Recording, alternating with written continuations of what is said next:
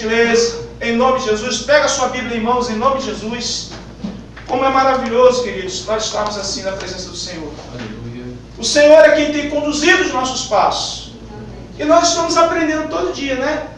Nós estamos aprendendo todo dia. E devagarzinho nós estamos caminhando. É bem verdade, queridos, que as dificuldades às vezes vêm, e elas vêm como o pé no meio do caminho, né? Para nos derrubar, para nos parar. Só que a vida em Cristo é de valentes. Nós precisamos fazer força. Vale ressaltar que a palavra do Senhor diz que o reino dos céus é tomado por esforço. Precisamos fazer força. Porque é fazendo força que o Senhor vai ver a nossa determinação para vencer. Porque os vencedores são aqueles que querem vencer. Vencedor não é aquele que para no meio do caminho. Vencedor não é aquele que retrocede. Vencedor é aquele que coloca um foco, coloca um alvo e luta para alcançar. Deus, Ele quer definitivamente nos conceder vitória a partir do nosso esforço. Amém, queridos? Amém. Eu gostaria de convidar você a abrir a sua Bíblia lá no livro de Deuteronômio. Deuteronômio, capítulo de número 11. Livro de Deuteronômio, tá? É um livro que faz parte, tá, do Pentateuco, dos livros escritos por Moisés. Na verdade, segundo a Torá, é um livro só, mas a partir da primeira tradução que houve, tá, a Septuaginta, esse único livro escrito por Moisés foi dividido em 5, por isso chamado a partir daí de Pentateuco, tá certo? E os 5 livros que compõem o Pentateuco: Gênesis, Êxodo, Levítico, Números e Deuteronômio. Esse livro de Deuteronômio tem esse nome, Deuteronômio, porque significa repetição das leis. Deus há de falar conosco nessa noite a partir desse livro. Amém? Amém. O tema da mensagem hoje é amar e servir. Você pode repetir comigo? Fala, diga, amar e servir. Essa é a essência para que a gente possa ter tudo aquilo que nós queremos e muito mais. Porque há promessas para nós, queridos. Veja, Deus, Ele tirou o seu povo que era escravo no Egito, né? E quem é que estava escravo aqui no Egito também? Eu estava escravo no Egito. Eu era escravo no Egito. Aliás, na verdade, eu era mais do que escravo do Egito. Eu era, além de escravo, adorador dos deuses egípcios. Então eu era mais do que escravo no Egito. Deus tira o seu povo do Egito com mão forte, porque aquelas pragas foram valendo, sim ou não? Sim. Foram pragas valendo ali, queridos. Aquilo ali não foi brincadeira. Aquilo ali foi muito pesado. Deus mostrando para aquele povo egípcio que Ele é a autoridade suprema e que nenhum valor há nos seus deuses, nos deuses egípcios. E Deus vem desbaratando todos os deuses egípcios. E por último, a morte do filho do faraó, que se considerava Deus. A morte daquelas crianças. Porque Deus, Ele é o Senhor soberano e precisa ser adorado como tal, queridos. Deus tira o seu povo com mão forte do Egito e leva para o deserto. Parece uma maldade, não é? Parece de uma crueldade sem tamanho. Quantas pessoas dizem, pastor, eu era do mundo e no mundo eu tinha lá minhas regalias, eu tinha lá minha vida assim muito, muito boa. Depois que eu aceitei Jesus, meu Deus, parece que tudo se desgraçou. Já ouvi gente falando assim. Quer dizer, vivia uma vida desgraçada, depois que aceita Jesus, acha que se desgraçou. Na verdade, a pessoa saiu da morte para a vida, e aí existe toda uma resistência espiritual. Diga, resistência espiritual. Resistência espiritual. Porque o inimigo, queridos, ele não quer aceitar as nossas mudanças. Não quer aceitar o processo de mudança que Deus tem para nós. E o processo de mudança, queridos, afeta diretamente a hoste maligna, que, uma vez enraizada, quer nos deter para atrapalhar essa mudança. A mudança em Deus é para melhor ou para pior? É melhor. Será sempre para melhor. O problema é que o processo é doído. Às vezes até cirúrgico. O processo, queridos, não é fácil. É processo, na maioria dos casos, de dor. Porque precisa doer. Existem coisas enraizadas em nós que Deus quer tirar e que se uma vez mexermos, vai doer. Porque está enraizado. Por isso que muita gente, muitos crentes, muitas pessoas que aceitam Jesus, não querem mexer em determinada área da vida, porque sabe que vai doer. Mas aí a mudança não acontece. Para que a mudança aconteça, precisa doer. Mas eu tenho uma notícia para dizer para vocês, que o nosso Deus, Ele é capaz de tirar essa raiz que nos escraviza, mas Ele tem um unguento capaz de colocar sobre as feridas e sarar uma vez por todas. Entende que o nosso Deus é especialista em transformação de vidas? O Senhor é especialista em transformação de vidas. E Deus está fazendo isso em todo o planeta. Ao longo da história, Deus está fazendo isso nas vidas.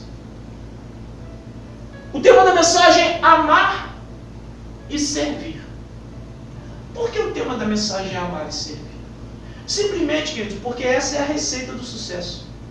Nós vamos ver no texto, vamos aprender aqui no texto, que diferente daquilo que nós aprendemos na cultura religiosa no Brasil, que é termos que ser perfeitos, tudo o que Deus quer de nós é que a gente o ame e o sirva. Simples desse jeito. Ah, pastor, o senhor está dizendo que mesmo eu imperfeito, eu posso agradar a Deus? Sim, eu estou dizendo isso. Que mesmo nós imperfeitos podemos agradar a Deus se uma vez nós amarmos e o servirmos. É o texto que diz isso. Tá certo? O texto que diz isso. Antes de nós lermos o texto, eu quero parafrasear esse texto com Malaquias 3:6, parte A, que diz assim: eu, o Senhor, não mudo. O próprio Deus diz através do profeta Malaquias, capítulo 3, versículo 6, na primeira frase do versículo, ele diz: eu, o Senhor, não mudo. Eu quero perguntar para você se você acredita nisso, que Deus não muda. Teologicamente, um dos atributos de Deus é a imutabilidade. Deus não muda. Ele era, Ele é e permanecerá por toda a eternidade. Deus, Ele não muda. A partir desse princípio, o que nós estudarmos no Velho Testamento permanece hoje. A partir desse princípio, o que aprendemos sobre o caráter de Deus permanece hoje. Porque Ele não muda. As ideias dele não mudam. O projeto dele não muda. O que Deus faz, às vezes, é ter um pouquinho mais de paciência e deixar passar uma geração para outra, porque talvez aquela geração não esteja agradando ele. Mas uma coisa vai acontecer: os propósitos deles certamente se cumprirão. Agora eu quero te dizer nessa noite que eu espero que se cumpram todas as promessas do Senhor nessa geração, da nossa geração. O que é para nós tem que se cumprir em nós. Porque eu sei que o que o Senhor tem para os nossos filhos serão para os nossos filhos. Tem um louvor que canta: que não passe de nós o teu Espírito, tudo o que foi dito a nós venha se cumprir. Que não seja preciso que se levante outra geração que vá avante, venha sobre nós e realize o teu querer. Aleluia. Será que vai ser preciso outra geração se levantar para fazer aquilo que nós devemos fazer? Eu não creio que seja preciso isso.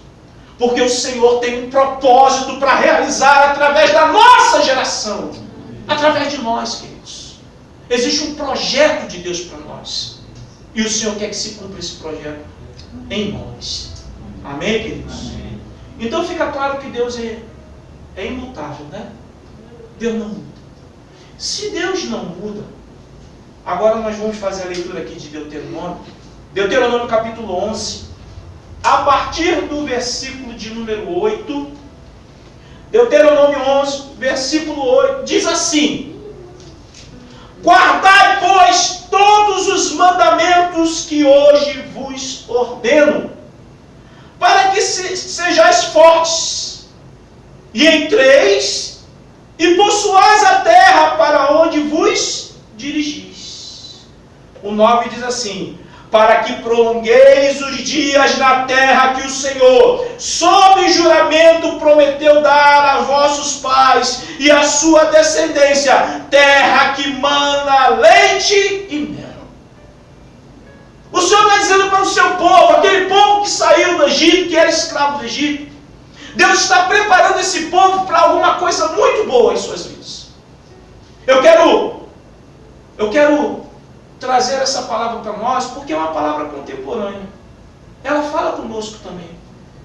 Porque assim como eu, que fui escravo no Egito, fui retirado da escravidão do Egito pela mão forte do Senhor, e que, através da sua vontade, precisei passar pelo deserto, vários desertos, eu tive que passar em várias áreas da minha vida. E ainda vivo em deserto, porque algumas áreas da minha vida estão no deserto. Talvez o deserto seja o lugar onde nós precisamos estar regularmente. Por quê, queridos? Porque quando as coisas ficam muito boas, parece que a gente relaxa, né? Eu acho que às vezes vale até a pena Deus pegar assim, não, vamos voltar para o deserto, parece que você não aprendeu muita coisa não. Aí sai do deserto, a gente relaxa e diz, não, vamos lá para o deserto de novo. Sabe aquele negócio do banquinho do teimoso? Quem lembra na escola que tinha um banquinho do teimoso? Colocava a criança sentada naquele banquinho, de cara para a parede, para a criança ficar meditando no que ela fez de errado. Hoje não existe isso, a criança faz o que quer hoje. Mas houve um tempo que existia o banquinho do teimoso, viu? Parece que o deserto é o banquinho do teimoso de Deus. Que a gente vai para o deserto, sai do deserto, e aí a gente faz aquelas nossas manhas de novo, aí Deus pega a gente e bota para o deserto. Vamos aprender de novo. Parece que a gente fica nessas idas e vindas do deserto. Porque Deus quer nos aperfeiçoar, queridos. Então o deserto, ele fala muito para nós que estamos na presença do Senhor. Porque o deserto é o lugar, né, de nós sermos experimentados por Deus, mas também de vermos um milagre acontecer. Agora, Deus quer que a gente esteja no deserto? Não, Deus quer nos dar a terra que manda leite e mel. Deus quer nos dar, queridos, do melhor dessa terra. Ele quer realizar isso em nossas vidas. O que nós precisamos é compreender o processo de Deus, porque Deus tem uma proposta para fazer. E muitos de nós crentes ainda não entendemos essa proposta. Você quer saber qual é a proposta de Deus? Aleluia. Então vamos ver aqui o que diz a partir do versículo 10. É uma proposta, e uma proposta para nós, queridos, sem igual. Ele diz assim, ó, vamos entender que nós estamos no deserto, Deus está nos prometendo algo bom, mas ele diz assim no versículo 10, olha, porque a terra que passais a possuir, Deus está querendo dizer, ó, porque o lugar que eu quero para você, aquele lugar bom, aquele lugar deleitoso, aquele lugar de provisão, aquele lugar de sucesso, aquele lugar que você vai ficar rindo à toa, você vai acordar rindo, vai deitar rindo, quando acordar de madrugada vai estar rindo, porque você vai estar extremamente feliz. Entende a terra que manda leite e mel que é? Satisfação de vida. Deus está dizendo assim, porque a terra que passais a possuir não é como a terra do Egito. Eu preciso parar aqui por enquanto. O que Deus está querendo fazer para o seu povo? Deus está querendo tirar da nossa mente, do nosso coração, tudo o que era bom no Egito. Pensa que tem muita gente que vem para a igreja e ainda fica pensando no Egito. Esse povo de Israel no Egito sentia falta das cebolas, sentia a falta dos alhos, sentia a falta da forma de vida do Egito.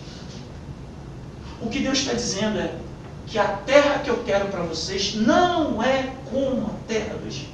Deus está dizendo, o contexto de vida para vocês, aonde eu quero, vocês precisarão passar por um processo de mudança completa, emocionalmente, psicologicamente, sentimentalmente, porque essa terra que eu tenho para vocês é uma terra diferente da terra do Egito. Por isso Deus quer fazer uma proposta. Se tivesse que cantar uma música para isso, eu cantaria: eu te proponho. Porque Deus está aqui fazendo uma proposta, nós vamos entender o texto. A questão é saber, nós queremos ou não aceitar essa proposta? O texto continua dizendo assim, ó: porque a terra que passais a possuir não é como a terra do Egito, de onde saís, em que semeáveis a vossa semente com o pé, e regáveis como uma horta. Ele diz assim agora no 11: mas a terra que passais a possuir é terra de montes e de vales, da chuva do céu beberás. Olha aqui para mim, queridos. Olha aqui para mim. O que o Senhor está dizendo e está propondo para o seu povo é que, definitivamente, Ele quer dar algo muito, mas muito bom, inimaginável. Mas uma coisa precisa acontecer: nós precisamos esquecer o Egito. Porque lá no Egito parecia que tudo era muito fácil. A gente jogava a semente na terra e vinha com o pé cobrindo, clareio. Jogava a sementinha, nem se abaixava, não tinha nem dor de coluna, né? Enfiava a mãozinha no bordão aqui, no bornal, puxava a sementinha, jogava lá, tapava, o pé mesmo tapava. Jogava a sementinha. Assim não é no interior. Dói a coluna?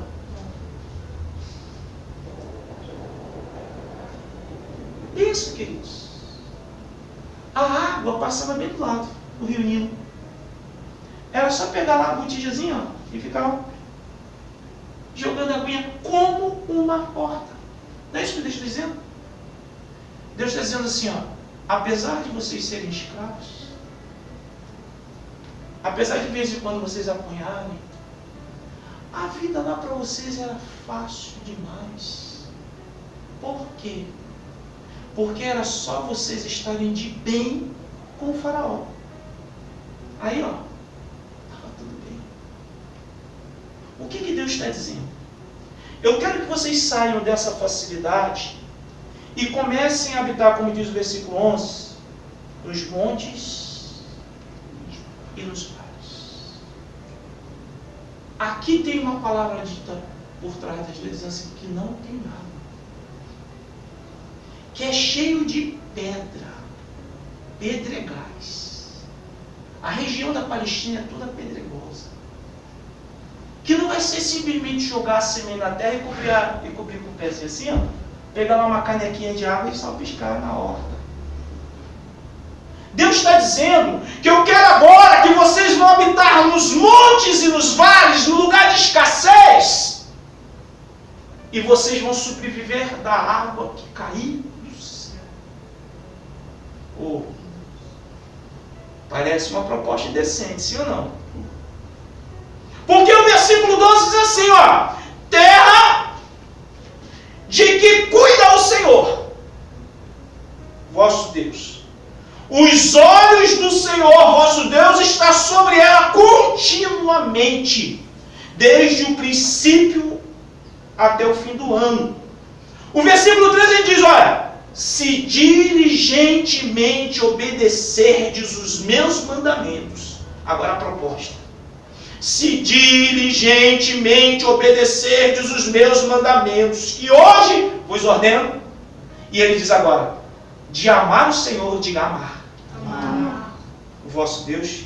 E de o servir, diga servir. Servir. Diga amar e servir. Amar e servir. Não é isso?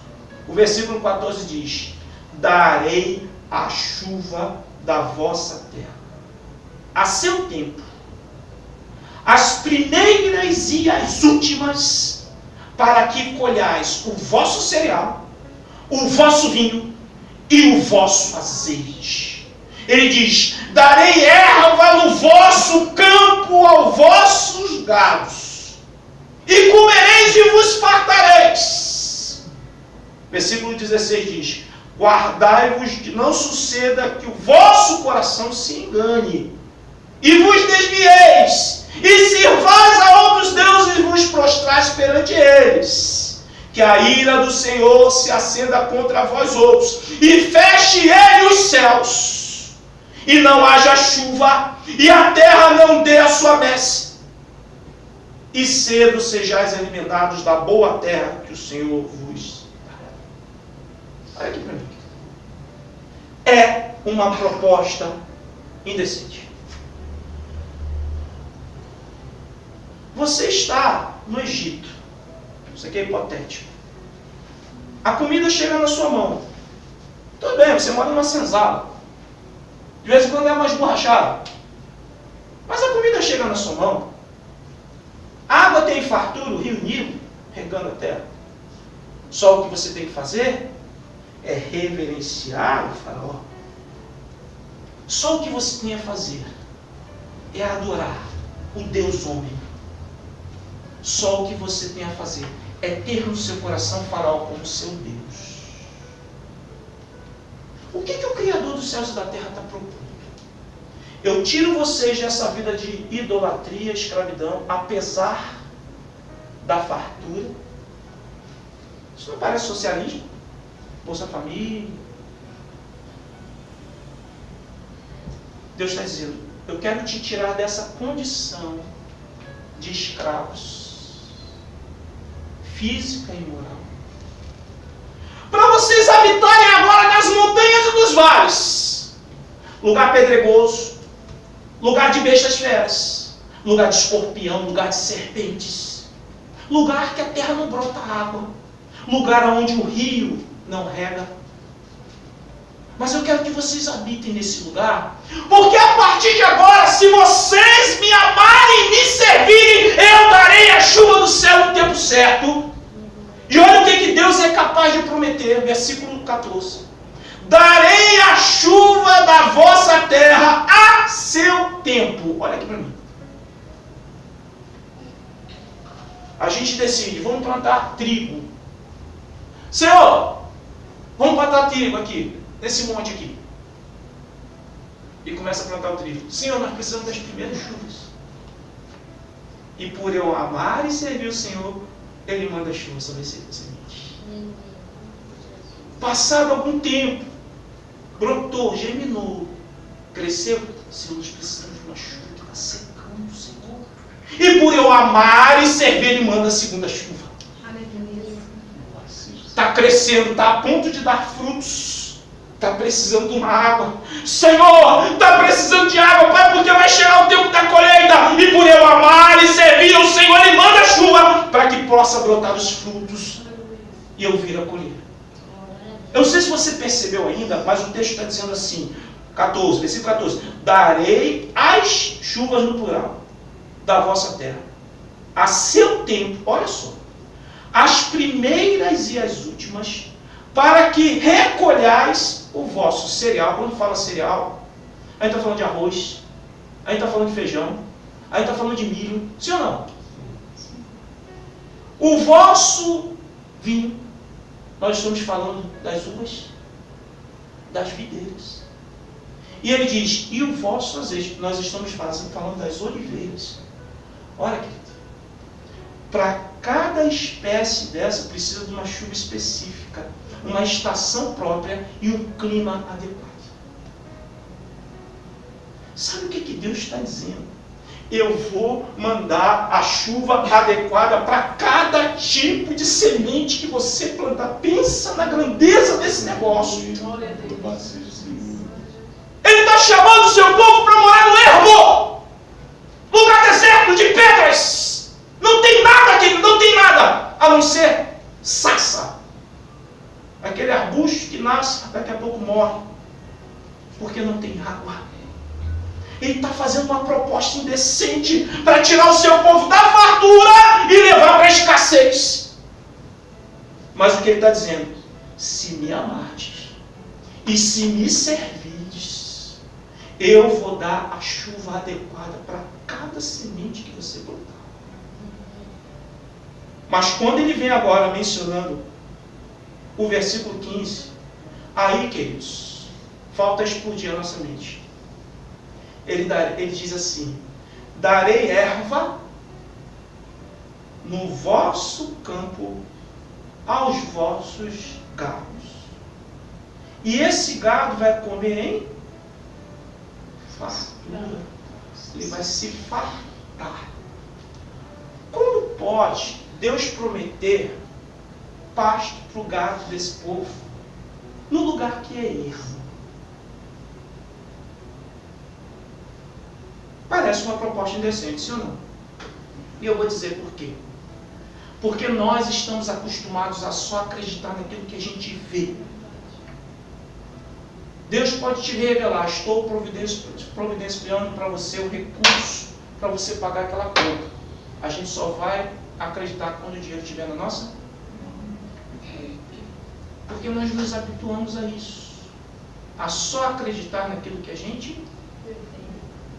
A pergunta é: aceitar essa proposta ou não, queridos? Deus não está pedindo muito. Ele não está pedindo que a gente seja santo. Ele não está pedindo para que a gente seja perfeito. Ele não está pedindo para que a gente seja como Deus.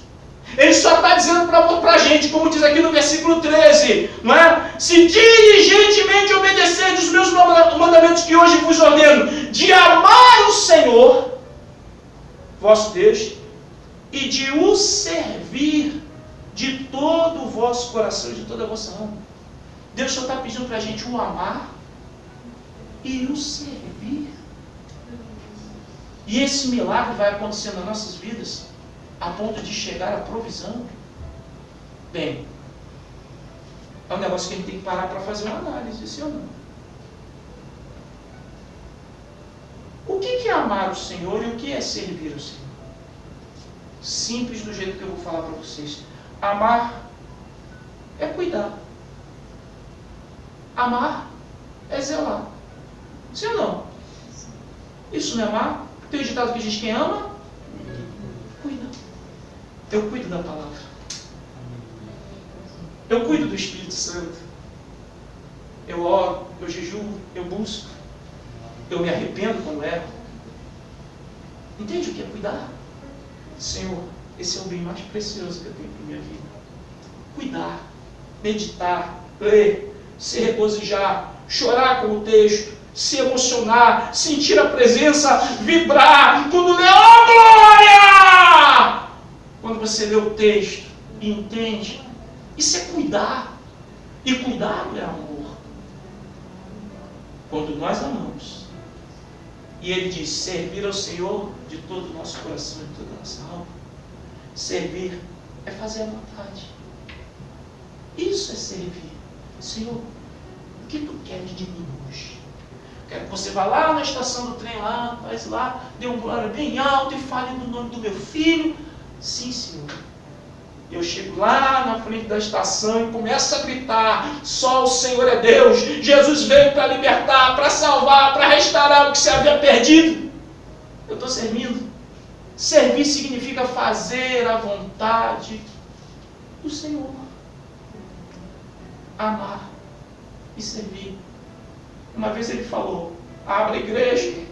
E eu falei: Senhor, Deus recurso que eu vou abrir. Daqui a pouco estou indo lá para o Horizonte. Daqui a pouco ele está indo lá para a Melancia. Daqui a pouco ele está indo lá para o Marco. E eu tenho dito para o Senhor: para onde o Senhor me mandar, eu vou, Pai, te obedecer. Porque eu amo, Senhor, fazer a tua obra. Aí você vai analisar a minha vida cheia de falhas, cheia de rudimentos. Mas tudo que Deus quer que a gente o ame e o sirva. E é por isso que a gente tem tido a provisão para estar construindo o que a gente está construindo. Não sei se você está entendendo a palavra do Senhor, mas o que Deus está nos propondo é para vivermos pela fé.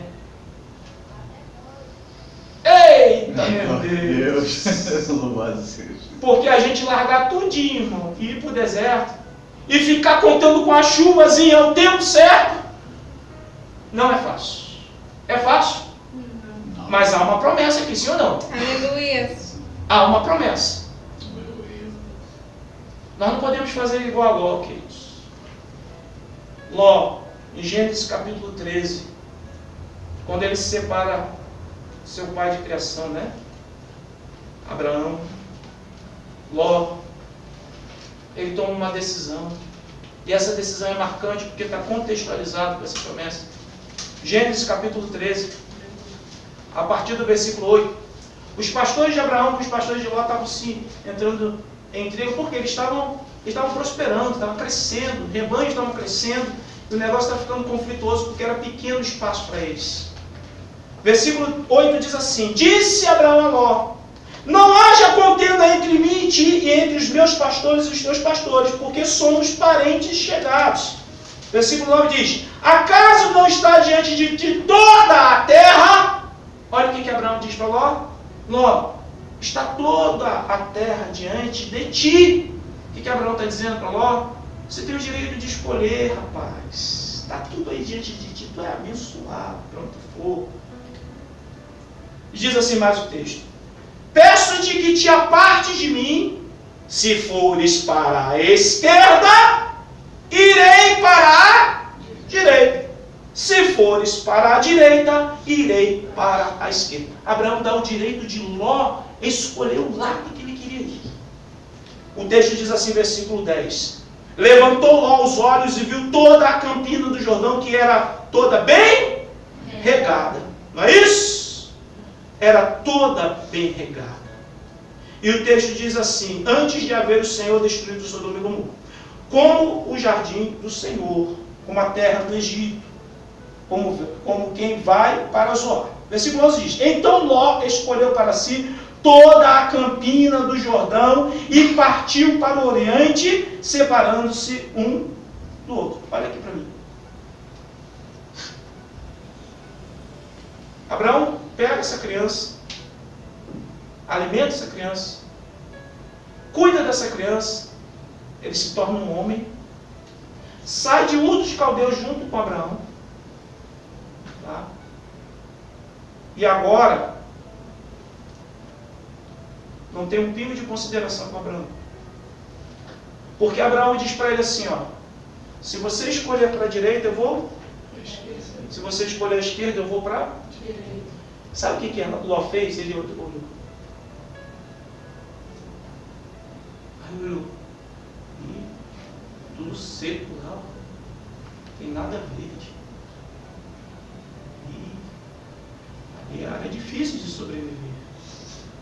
Aí ele olha para o outro lado. Bem regado lá, ó, bem verdinho, rapaz. Ali chove bastante. Ó. Uma área bacana ali, tem bastante água lá. E Ló escolhe para onde? Ele deixou a melhor ou a pior parte para Abraão? Pior. Porque os olhos dele o enganaram. A melhor parte não era o Egito bem regado. A melhor parte é a área seca em que os olhos do Senhor estão postos e que cuida de dia e de noite. Ló foi para a área bem regada, bem verdinha. Não era outra senão Sodoma e quase morre lá. Saiu de lá sem a mulher. Perdeu a mulher. Não foi assim? Quando ele perdeu a mulher, ficou com as suas filhas escondido em determinado lugar, depois da destruição. Foi assim? As duas filhas esperou ele dormir, embebedou ele, esperou ele dormir. Ambas tiveram relações sexuais com ele. A mais velha e a mais nova. Todas as duas engravidaram dele. Saíram duas civilizações dessas duas filhas, os Moabitas e os Amonitas, em que Deus proibiu que eles sequer entrassem dentro da igreja.